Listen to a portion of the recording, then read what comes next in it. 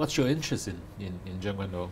What brought you to Tseung Kwan O? I know what brought you to Hong Kong, but what brought you to Tseung Kwan O? Tseung Kwan O, well, the location of the Hong Kong Design Institute. And I think then it's a question of opportunity for a project, because to try and locate people who would let us into their apartments to see how they actually occupy these very small spaces. I don't know where you'd start trying to enlist volunteers to help you do such a project.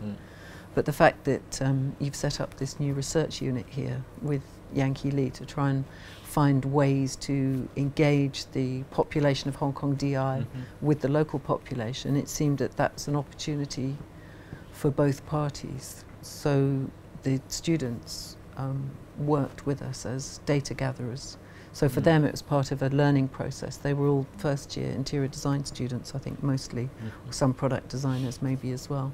So for them it was a very useful exercise, both in the kind of practical technical skills of how to draw, how to measure, how to observe, and also how to go out and meet people and find out how they live. The kind of observational skills and social skills are very useful for them.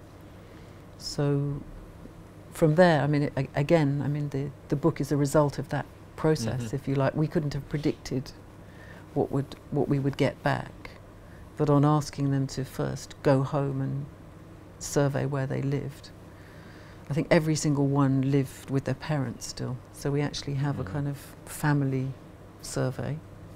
I think only one was living in a student hall of residence. And then we asked them to survey their neighbours, and I think of the about 120 that we started with, almost, well, 3/4 at least, if not more, were all Hong Kong Housing Authority standard housing types. So that allowed us to use that as the kind of framework to talk about those patterns that the Hong Kong Housing Authority have clearly developed and refined over the years.